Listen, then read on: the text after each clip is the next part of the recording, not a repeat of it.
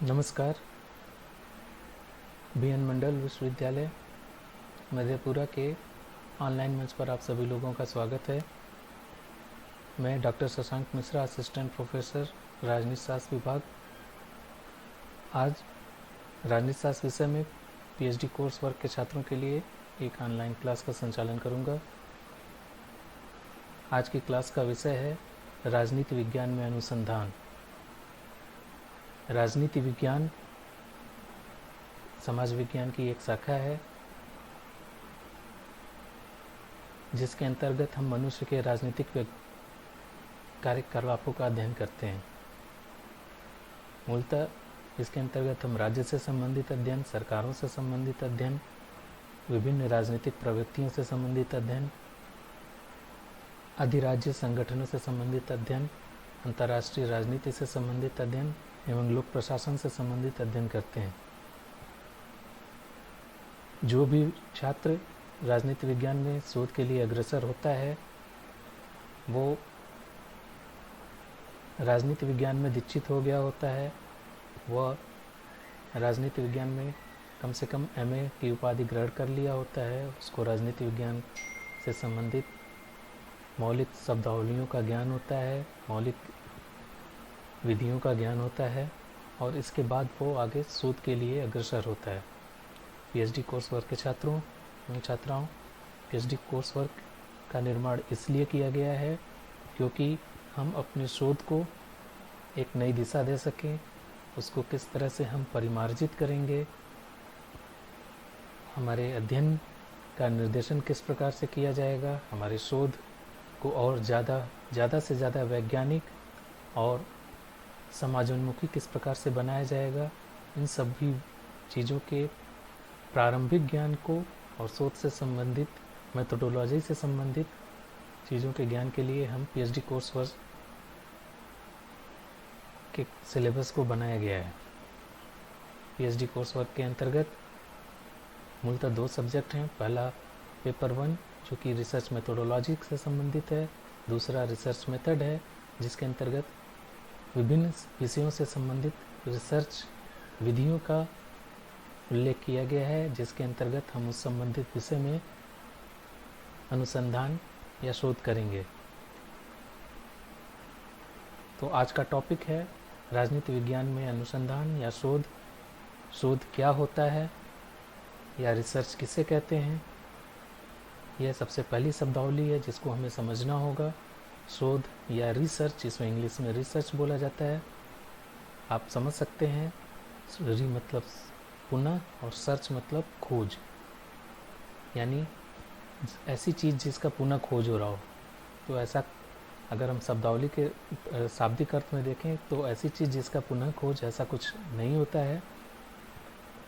शब्द का पर्याय तो वही होता है लेकिन उसका अर्थ बदल जाता है, एक गहन खोज के रूप में, या फिर वो सारी सामाजिक घटनाएं जिसके अंतर्गत राजनीति पाई जाती है, उससे संबंधित चीज़ों के बारे में हम किस प्रकार से सर्वप्रथम हम शोध से संबंधित विचारों को समझेंगे। शोध क्या है, रिसर्च क्या है, अनुसंधान, हिंदी में रिसर्च या शोध या अनुसंधान कहा जाता है। इंग्लिश में रिसर्च वर्ड जो है री और सर्च मिल करके बना हुआ है, जिसका अर्थ री मतलब पुनः होता है, सर्च मतलब खोजना होता है। शाब्दिक रूप से तो रिसर्च का मतलब यहाँ पे पुनः खोज हो गया, लेकिन वास्तव में लाक्षणिक रूप से इसका थोड़ा सा अर्थ अलग हो जाता है। रिसर्च वो एक मानव ज्ञान को परिवर्धित करने वाली एक ऐसा सिस्टमेटिक या व्यवस्थित वैज्ञानिक विधियों द्वारा किया गया खोज होता है, जिसके अंतर्गत हम मानव समाज के ज्ञान को और ज़्यादा बढ़ाते हैं और विभिन्न सिद्धांतों की खोज करते हैं। तो हम ये समझ सकते हैं कि ये रिसर्च क्यों बोला जाता है, रिसर्च ये क्यों होता है, जबकि ऐसा हो सकता है कि वो चीज़ें नई हों। तो हम ये कहना चाहेंगे कि कोई भी चीज़ें, घटनाएं जो होती हैं वो नई होती नहीं हैं, वो हमारे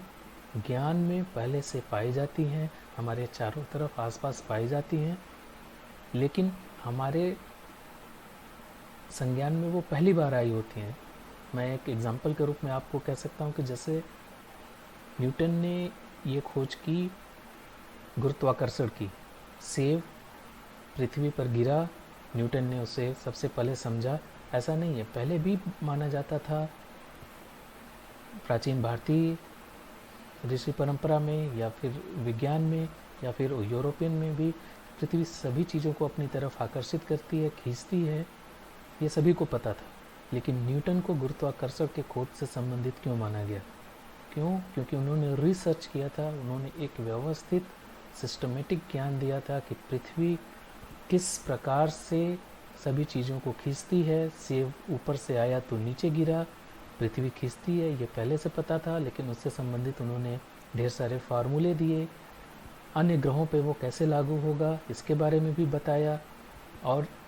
ग्रह के पिंड किस प्रकार से गुरुत्वाकर्षण उनके अंतर्गत होता है, सारी चीज़ों को खींचने की एक प्रवृत्ति रहती है ब्रह्मांड में, इसके बारे में उन्होंने ज्ञान दिया। इस तरह से उनको माना जाता है कि एक वैज्ञानिक रूप से गुरुत्वाकर्षण की खोज करने वाले वैज्ञानिक जो हैं वो न्यूटन हैं। तो ये एक रिसर्च हो गया, उन्होंने इस घटना को एक वैज्ञानिक विधियों के द्वारा एक निश्चित ज्ञान की प्राप्ति की, जो कि लगभग पूरे ब्रह्मांड में ये चीज़ें लागू होती हैं। तो एक नया थ्योरम उन्होंने डेवलप किया जो कि पूरे ब्रह्मांड में लागू होता है, जिसको कहते हैं कि न्यूटन्स के विभिन्न प्रकार के गुरुत्वाकर्षण के नियम। ठीक उसी प्रकार से हम ये देखते हैं कि राजनीति विज्ञान में या हमारे समाज विज्ञानों में ढेर सारी घटनाएं होती रहती हैं, चाहे वो पार्टियों से संबंधित हो, चाहे राजनीति से संबंधित हो, चाहे विभिन्न सामाजिक संगठनों से संबंधित हो, या एक अकेले मनुष्य के राजनीतिक सोच, उसके विचार, उसके आइडिया से संबंधित हो, जो हम पहले से समझ रहे होते हैं, लेकिन उसके बाद हम उसके बारे में सिस्टमेटिक एक इंक्वायरी करते हैं, उसके बारे में समझने की कोशिश करते हैं कि ऐसा क्यों हो रहा है। हो सकता है कि उसके बारे में पहले खोज कर ली गई हो, उसके बारे में पहले से हमारे मानव समाज को, हमारे विषय ज्ञान में ये पहले से इस चीज़ के बारे में वो पुष्ट हो कि ये चीज़ें इस प्रकार से होती हैं, इसे ऐसा होना चाहिए, या फिर इसके पीछे ये कारण है इन गतिविधियों के पीछे। लेकिन जब हम इस पे आगे बढ़ेंगे तो देखेंगे कि कोई भी थ्योरी या कोई भी एक ऐसा ज्ञान जो होता है वो हमेशा के लिए नहीं होता है, या फिर उसमें कुछ न कुछ लिमिटेशंस होती हैं। फिर जब हम उस एंगल से ये कोशिश करेंगे एक निश्चित क्षेत्र में समझने की, आधुनिक समय में समझने की, एक निश्चित उसके लिमिटेशंस के अंतर्गत, सीमाओं के अंतर्गत हम कुछ नए तथ्यों को उसमें जोड़ करके, नए मूल्यों को जोड़ करके उसको समझने की कोशिश करेंगे, तो वो पूरी घटनाएं जो होंगी वो रिसर्च कहलाएंगी, यह अनुसंधान कहलाएगा, जिसमें एक सिस्टमेटिक इंक्वायरी हो, एक सिस्टमेटिक हमारे जो मानव के क्यूरियोसिटी का एक वो अध्ययन प्रस्तुत करे, जिसके अंतर्गत हमारे विषय से संबंधित ज्ञान परिवर्धित होता हो, कोई एक ऐसा थ्योरी निकल करके सामने आती हो जिसमें हम एक नए प्रकार के ज्ञान को ला सकें, या रिसर्च कहलाएगा। यानी हम ये समझ गए कि अनुसंधान एक अध्ययन की ऐसी शाखा है जिसके अंतर्गत हम विभिन्न राजनीतिक प्रवृत्तियों का या सामाजिक प्रवृत्तियों का, या फिर भौतिक विज्ञान के क्षेत्रों में देखें तो भौतिक विज्ञान की प्रवृत्तियों को, विभिन्न समस्याओं को एक अध्ययन के विषय के रूप में लेकर के उससे संबंधित चीज़ों को, चाहे वो पुनः मूल्यांकन करना हो या फिर आगे चल के उसको कुछ नई चीज़ों को खोजना हो, उससे संबंधित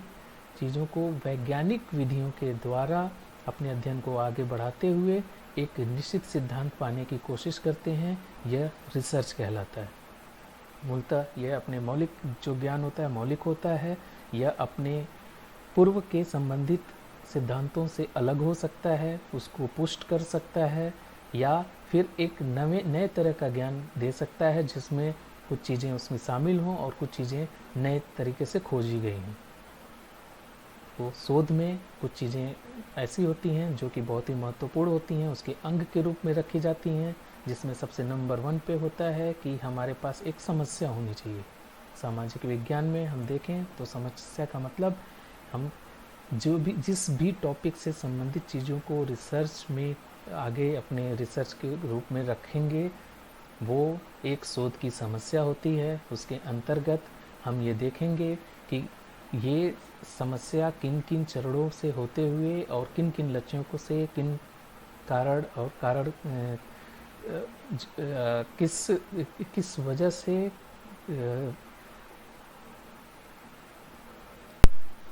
किन घटना एवं उसके संबंधित उसका क्या कारण है, उससे प्रेरित होकर के वो चीज़ें हो रही हों, ये सब कुछ हम अपने शोध में रखते हैं और शोध की समस्या में रखते हैं और उसी आधार पे अपने रिसर्च की रूपरेखा बनाने की कोशिश करते हैं। तो सबसे पहले समस्या का निर्धारण होना चाहिए, फिर उससे संबंधित ऐसी चीज़ें होती हैं जिसके अंतर्गत हम उनका स्टडी करते हैं। अब तक के जो ज्ञान हमारे पास मिले हुए रहते हैं या हमारे पास उपलब्ध होते हैं, जो भी आंकड़े, वो सब कुछ हम उसके संकलन करने की कोशिश करते हैं और उसकी एक विस्तृत अध्ययन करने की कोशिश करते हैं, जिसके आधार पे जो हमारे शोध की जो समस्या है या जो टॉपिक है उससे संबंधित हमें सारा ज्ञान मिल सके। अब इसके बाद उन सारी चीज़ों को समझने के बाद, जिसे हम रिव्यू ऑफ लिटरेचर कहते हैं, लिटरेरी रिव्यू कहते हैं, इसके अंतर्गत हम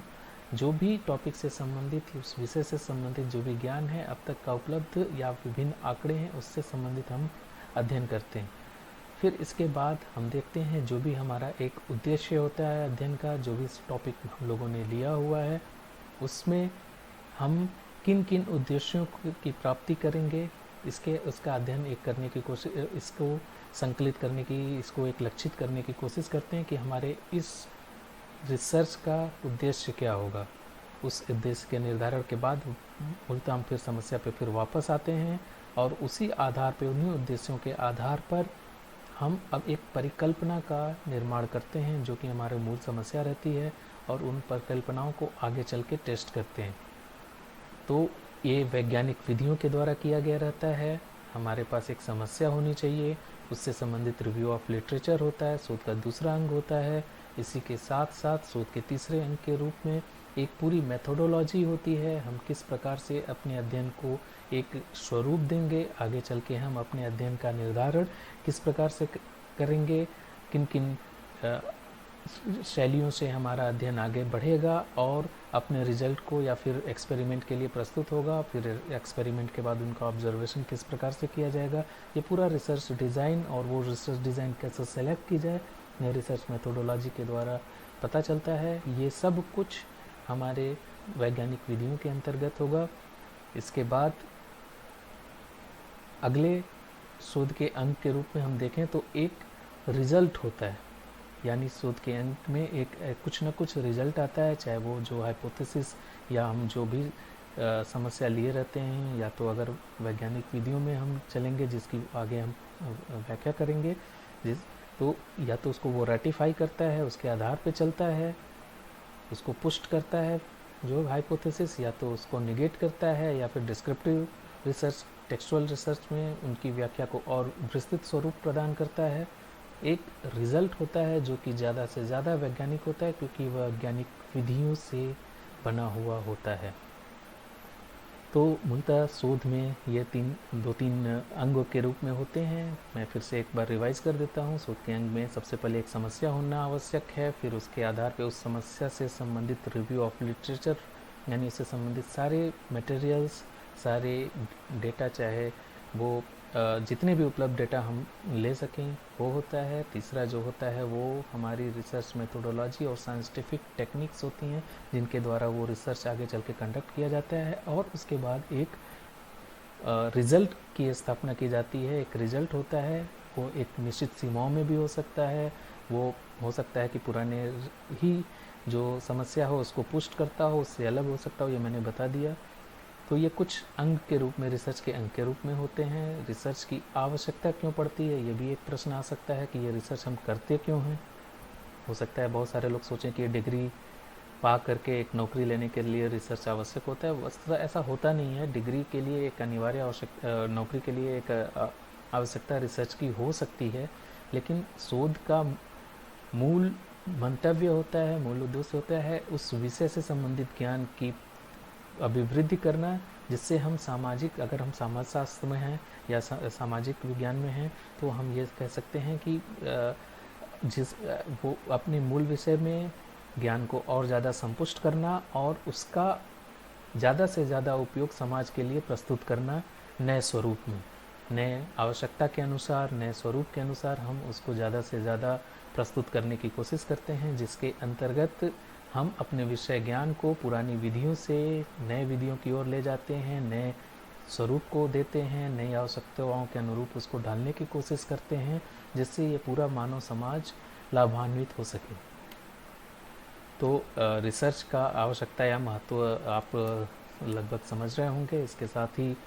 रिसर्च के विभिन्न प्रकार आप कह सकते हैं कि रिसर्च के प्रकार कौन कौन से होते हैं। तो मूलतः हम समाज विज्ञान में राजनीति शास्त्र के बारे में है, तो राजनीति शास्त्र में जो मूलतः अध्ययन के जो रिसर्च के जो प्रकार जो यूज किए जाते हैं, उसमें हम ये कह सकते हैं कि एक क्वांटिटेटिव मेथड है, जो कि व्यवहारवाद के अंतर्गत क्वांटिटेटिव मेथड सबसे ज़्यादा परिणामात्मक जो मेथड है, ये सबसे ज़्यादा व्यवहारवाद और उत्तर व्यवहारवाद में ये प्रयोग किया जाने लगा है, जिसके अंतर्गत हम किसी भी घटना, जो राजनीतिक घटना है, उससे संबंधित उसको उसके तथ्यों, आंकड़ों और अनुभव जनित चीज़ों को ज़्यादा से ज़्यादा कलेक्ट करने की कोशिश करते हैं, और उस आधार पे हम एक स्टैटिस्टिकल आंकड़ों को लेते हुए हम एक निश्चित घटना और उससे कारण से संबंधित चीज़ों की एक व्याख्या प्रस्तुत करते हैं, एक सिद्धांत का निर्माण करने की कोशिश करते हैं, जिसके अंतर्गत विभिन्न वैज्ञानिक विधियों का प्रयोग किया जाता है। ऐसा रिसर्च क्वांटिटेटिव मेथड का रिसर्च होता है। इस रिसर्च में हम ये देखते हैं कि जो विभिन्न अन्य सामाजिक विज्ञान हैं, हम कह सकते हैं अगस्त काम्टे वगैरह से प्रत्यक्षवाद का प्रयोग 1930 के आसपास से बहुत तेज़ी से अमेरिका में ये चलन डेवलप हो गया था, और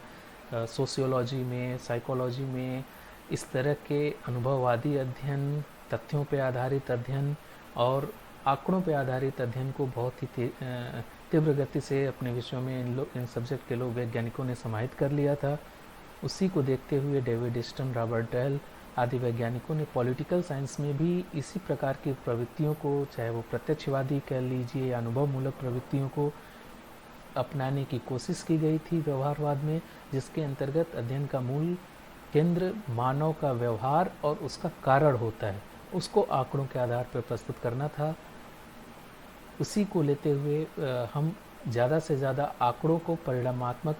आधार पर प्रस्तुत करने की कोशिश करते हैं, और उसकी व्याख्या उसी आधार पर की जाती है, कथन कारण से संबंधित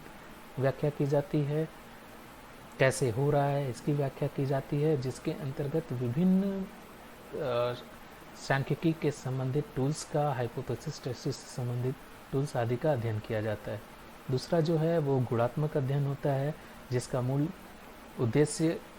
कथन या जिसका मूल उद्देश्य कोई भी घटना और उसका कारण, उसकी व्याख्या करना न हो करके ये कैसे हो रहा है, क्यों हो रहा है, इसको कैसा होना चाहिए या फिर क्यों हो रहा है, इस पे ये ज़्यादा केंद्रित रहता है।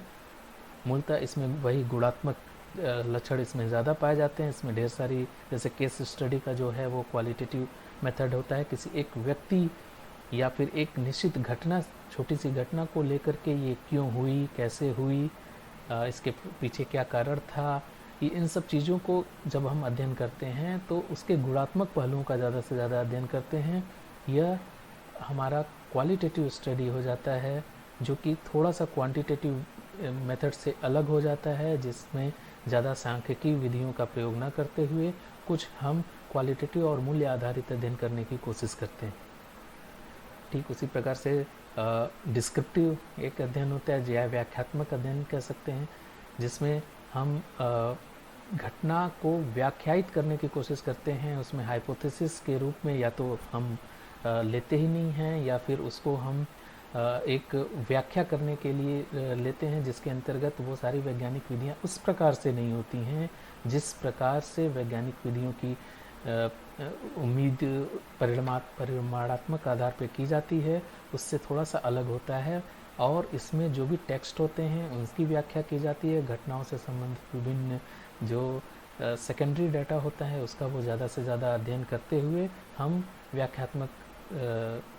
शोध को करते हैं। इसके साथ साथ कलात्मक रिसर्च भी होता है जो ज़्यादातर आर्ट्स से संबंधित, साहित्य से संबंधित क्षेत्रों में किया जाता है। जैसे हार्मोनिटिक्स एक है जो जिसके अंतर्गत विभिन्न शब्दों, भाषा से संबंधित ये शब्द क्यों हुआ, उसके प्रयोग के क्या कारण हैं। तो हार्मोनिटिक्स में इस प्रकार के अध्ययन किया जाता है जिसमें कि हम उससे संबंधित क्या कलाएं हैं, क्यों उन चीज़ों को, उसके क्या सामाजिक कारण हैं, इन शब्दों के, इन जो साहित्यिक शब्द हैं उनको किस प्रकार से लिया जाता है, उसका क्या निहितार्थ निकलते हैं, किस वजह से ऐसा प्रयोग किया गया, ये हार्मोनिटिक्स के अंतर्गत इसको रखा जाता है।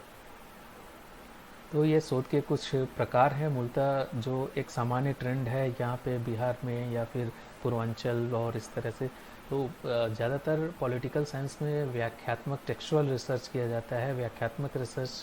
की एक शैली रही है जिसके अंतर्गत हम विभिन्न सेकेंडरी डेटा का ही ज़्यादा से ज़्यादा प्रयोग करते हैं। एक ऐसा होता है, हालांकि ऐसा होना नहीं चाहिए। विभिन्न प्रकार के गुणात्मक रिसर्च भी हमारे उसकी शैलियाँ हमारे पास उपलब्ध हैं, या फिर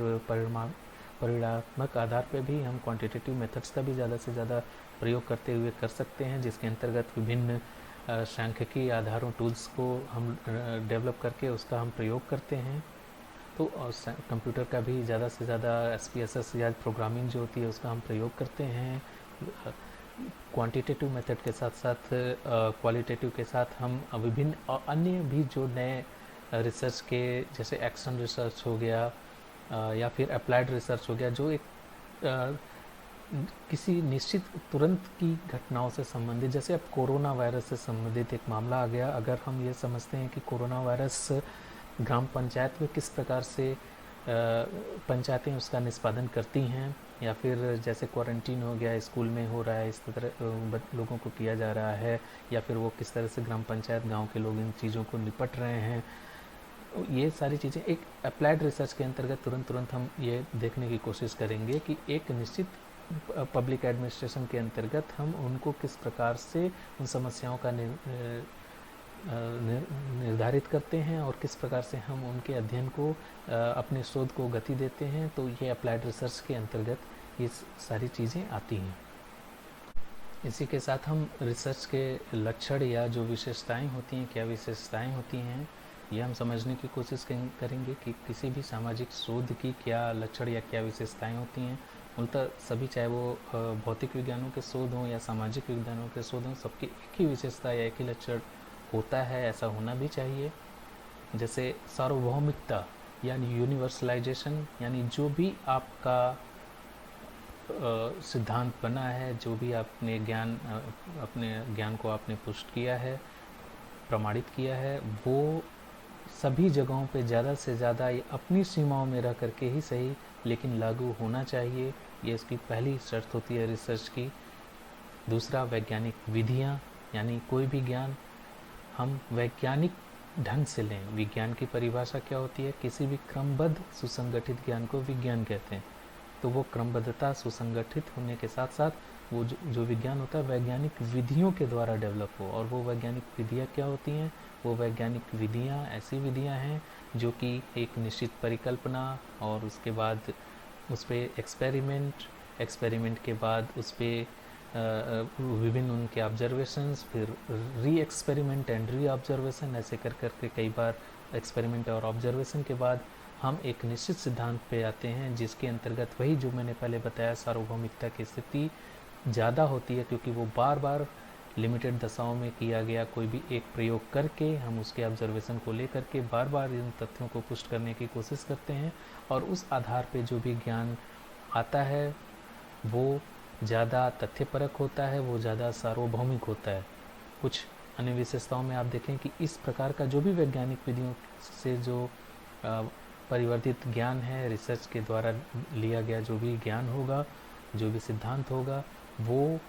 सार्वभौमिक होगा, यूनिवर्सल होगा, वो दुनिया के किसी भी क्षेत्र में लागू हो सकता है, या फिर कोई भी राजनीतिक व्यवस्था में वो लागू हो सकता है, उस स्टेट में लागू हो सकता है। उस ज्ञान के साथ साथ उसमें कुछ सीमाएं लिखी होंगी, उस सीमाओं के तहत ही वो लागू किया जा सकता है, या फिर वो उससे ज़्यादा वो समानता रखता है।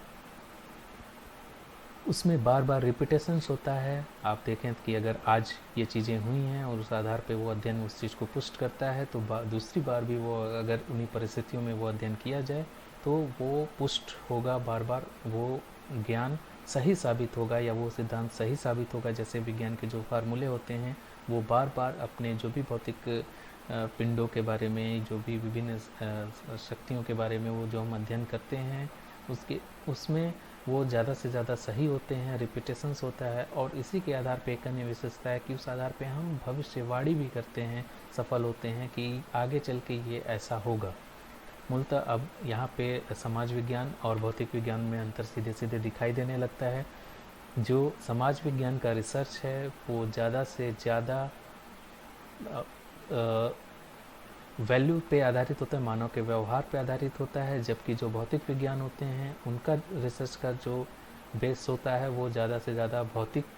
पिंड या भौतिक क्रियाओं पे आधारित होता है, जिससे उनमें सार्वभौमिकता भी ज़्यादा होती है, उनके में रेपिटेशंस या बार बार वो पुनरावृत्ति उनके अंतर्गत होती है उन घटनाओं की, और इस आधार पर वो ज़्यादा सटीक साबित होते हैं। जबकि समाज विज्ञान में ऐसा बार बार एक ही जैसी घटनाओं का रिजल्ट होना या सभी परिस्थितियों में उनको शामिल किया जाना या लागू किया जाना संभव नहीं होता है। तो ये एक अंतर हो जाता है। जितना चाहे वैज्ञानिक विधियों का ज़्यादा से ज़्यादा सहारा ले लिया जाए, तब भी सामाजिक विज्ञान में जो शोध होता है वो वैज्ञानिक विधियों के द्वारा विकसित होते हुए भी विभिन्न वैज्ञानिक प्रवृत्तियों को आगे चल के फॉलो नहीं करता है, जिसके अंतर्गत उसका रिपीटेशन या बारंबारता या पुनरावृत्ति बार बार होनी चाहिए, या फिर वो यूनिवर्सलाइजेशन का कैरेक्टर रखते हैं, वो हर जगह लागू हो सकते हैं, या उससे भविष्यवाणी की संभावना हो सकती है। ये सब कुछ होना चाहिए, लेकिन ऐसा समाज विज्ञानों में कंपैरेटिवली कम पाया जाता है, क्योंकि ये समाज विज्ञान है। इसमें कोई भी घटना या उसकी व्याख्या करना, उसके कारणों की व्याख्या करना ठीक उस तरह से संभव नहीं होता है जिस तरह से हम भौतिक विज्ञानों में देखते हैं। लेकिन हमारे जो शोध है, शोध का उद्देश्य है और शोध की जो विधियां हैं वो अपने अध्ययन को ज़्यादा से ज़्यादा वैज्ञानिक बनाने की पूरी कोशिश करती हैं, जिससे कि हम इन वैज्ञानिक प्रवृत्तियों को ज़्यादा से ज़्यादा अपना सकें, उनका ज़्यादा से ज़्यादा हम अपने ज्ञान को वैज्ञानिक बना सकें, उनको यूनिवर्सल बना सकें, उनमें रिपीटेशन संभव हो, भविष्यवाणी संभव हो, ज़्यादा से ज़्यादा क्षेत्रों में उनको लागू किया जा सके। इस वजह से हम अपने शोध को वैज्ञानिक विधियों से ज़्यादा से ज़्यादा करने की कोशिश करते हैं, अपने विद्यार्थियों को प्रेरित करते हैं। अंत में एक प्रश्न ये भी आता है कि रिसर्च मेथोडोलॉजी और रिसर्च मेथड हम लोग दो पेपर के रूप में लेते हैं। पहला पेपर हमारा रिसर्च मेथोडोलॉजी है, दूसरा जो है वो रिसर्च मेथड है। रिसर्च मेथोडोलॉजी मूलतः रिसर्च के स्वरूप को, कैसे हम रिसर्च कर रहे हैं, इसकी एक पूरी रूपरेखा प्रस्तुत करती है विस्तृत रूप से, जबकि रिसर्च मेथड जो होता है उस विशिष्ट अध्ययन में या फिर उस विशिष्ट क्षेत्र में किस प्रकार से अपने रिसर्च को, डिज़ाइन को एक स्वरूप प्रदान किया जाए और आगे चल के उन विभिन्न सीमाओं के अंतर्गत रहते हुए हम किन किन रिसर्च टूल्स का प्रयोग करके, विभिन्न विधियों का प्रयोग करके अपने रिसर्च को क्रियान्वित करें और एक उसके रिजल्ट को ज़्यादा से ज़्यादा वैज्ञानिक रूप से और आवश्यकता अनुसार जिस प्रकार की नेचर है रिसर्च का, उस आधार पर किन किन विधियों को हम लागू करें और अपने शोध का आगे चल के हम संपादन करें, ये रिसर्च मेथड के अंतर्गत होता है। मूलतः रिसर्च मेथोडोलॉजी का क्षेत्र इसलिए ज़्यादा व्यापक हो जाता है, जिसके अंतर्गत शोध क्या है से लेकर के उसका नेचर, उसके लक्षण,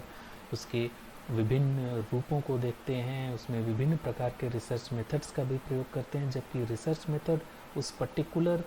नेचर या शोध की प्रवृत्ति या विषय से संबंधित होता है, जिसके अंतर्गत हम निश्चित विधियों का प्रयोग करते हुए अपने रिसर्च को किस प्रकार से आगे चल के हम उनको हाइपोथेसिस को बनाएंगे, हाइपोथेसिस के साथ उसके रिसर्च डिज़ाइन में हम उनकी टेस्टिंग कैसे करेंगे और प्राइमरी एंड सेकेंडरी डेटास को कैसे लाएंगे, इंटरव्यू को कैसे कंडक्ट करेंगे, या फिर जो क्वेश्चनेयर या शेड्यूल जो भी हम डेवलप करते हैं उसको किस प्रकार से डेवलप करेंगे, उसकी स्केलिंग किस प्रकार से करेंगे, ये सब कुछ विस्तृत रूप से उसके नेचर को समझते हुए, समस्या के नेचर को समझते हुए हम रिसर्च टूल्स का जब प्रयोग करते हैं, ये सब कुछ रिसर्च मेथड के अंतर्गत किया जाता है। यानी रिसर्च मेथड ज़्यादा, इसका स्कोप, विषय क्षेत्र बहुत बड़ा होता है, जिसमें अध्ययन से रिसर्च मेथोडोलॉजी का क्षेत्र बहुत ही बड़ा होता है, जिसके अंतर्गत हम शोध से संबंधित सभी प्रकार की शैलियों का, सभी प्रकार के ज्ञान का, उसके मेथड से संबंधित भी और उसके सामान्य पूरे संरचना से संबंधित हम अध्ययन करते हैं। जबकि रिसर्च मेथड्स में हम स्पेसिफिक हो जाते हैं अपने सिर्फ रिसर्च डिज़ाइन की तरफ, और उसमें उस आधार पे हम अपनी रिसर्च को किस प्रकार से आगे उसका संपादन करें, ये इसकी ओर हम अभी प्रेरित रहते हैं। और उसके लिए हमें किन किन टूल्स का प्रयोग करना होगा, हम इस पे केंद्रित रहते हैं। तो मुझे लगता है कि एक परिचयात्मक क्लास समाप्त होती है। अब इसके बाद हम रिसर्च की विभिन्न विधियों को, या राजनीति शास्त्र में किन किन विधियों का जिसमें जो ज़्यादा प्रयोग होता होगा उसका देखेंगे, किस प्रकार से हम अध्ययन करते हैं, किन विधियों को अडॉप्ट करते हैं, जिसमें विभिन्न रिसर्च मेथोडोलॉजी में जो विभिन्न हमारी आगे चल के जो अध्ययन से संबंधित समस्याएं आती हैं, जैसे हाइपोथेसिस का निर्माण, या फिर हाइपोथेसिस की टेस्टिंग किस प्रकार से की जाए, या हम आगे चल के अलग अलग प्रकार के रिसर्च में किस प्रकार से रिसर्च डिज़ाइन का निर्माण करते हैं, ये सब कुछ हम अपने अगली क्लासेस में देखेंगे। तब तक के लिए आप सभी लोगों से मैं विदा चाहता हूँ। नमस्कार।